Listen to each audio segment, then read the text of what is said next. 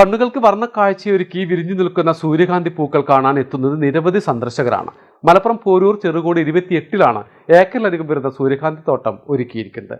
പ്രദർശനത്തിൽ നിന്നും ലഭിക്കുന്ന വരുമാനത്തിന്റെ വിഹിതം ജീവകാരുണ്യ പ്രവർത്തനങ്ങൾക്ക് നീക്കിവെക്കാനാണ് കർഷകനായ സിമാമുവിന്റെ തീരുമാനം.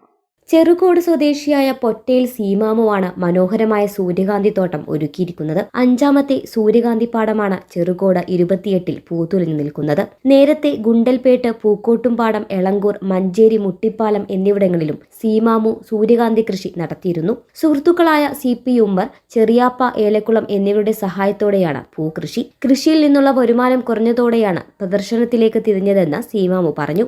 ഇതിപ്പോ എന്താരോ കാഴ്ചക്കാർക്ക് ഒരു സന്ദർശനം, ഒരു സൂര്യകാന്തി പറഞ്ഞാൽ ഗുണ്ടൽപേട്ടയും തമിഴ്നാടൊക്കെ പോണത് കാണണമെങ്കിൽ അത് കാണാതിരിക്കാൻ നമ്മളെ നാട്ടിലുള്ള ആൾക്കാർക്ക് 10 രൂപ, 20 രൂപ, 30 രൂപയൊക്കെ മുടക്കിയാണ്ടൊന്ന് വന്നുകാണ്ട് സന്ദർശിച്ച് കുട്ടികൾക്കും മറ്റൊക്കെ ഒക്കെ ഫോട്ടോ എടുത്ത് പോകാനുള്ള പരിപാടി മാത്രമാണ് ഉദ്ദേശിക്കുന്നത്. അല്ലാതെ കൃഷി ആയിട്ട് നമുക്കിത് വിജയിക്കൂല. കൃഷിൻ്റെ കാര്യം എന്ന് പറഞ്ഞാൽ കൃഷി നമുക്കിവിടെ എങ്ങനെ മുതലാവില്ല. കൃഷി പറഞ്ഞാൽ കൂലിച്ചെലവ് കൂടുതലാണ്. കൂലിച്ചെലവ് പറഞ്ഞാൽ ഇവിടെ 300, 700, 800 ഒക്കെ കൂലി എടുത്തിട്ട് നമ്മളെ കൊണ്ട് ഇവിടെ കൂലി അയച്ചാൽ ഒക്കൂല. അപ്പൊ അത് ഈ നിലക്കാണ് ഈ കാഴ്ചക്കാർ മാത്രം, സന്ദർശനത്തിന് മാത്രമല്ല പരിപാടിക്ക് അത് പറ്റുള്ളൂ. പ്രദർശനം ആരംഭിച്ചതോടെ 2 ഏക്കറിലെ മനോഹരമായ സൂര്യകാന്തി തോട്ടം കാണാൻ നിരവധി പേരാണ് ചെറുകോടിലേക്ക് എത്തുന്നത്. കൃഷിക്ക് പിന്തുണയുമായി കൃഷിവകുപ്പും കർഷകനൊപ്പമുണ്ട്. പ്രദർശനത്തിൽ നിന്നും ലഭിക്കുന്ന വരുമാനത്തിന്റെ വിഹിതം ജീവകാരുണ്യ പ്രവർത്തനങ്ങൾക്ക് നൽകാനാണ് സീമാമുവിന്റെ തീരുമാനം. മലബാർ ടൈംസ്, മഞ്ചേരി.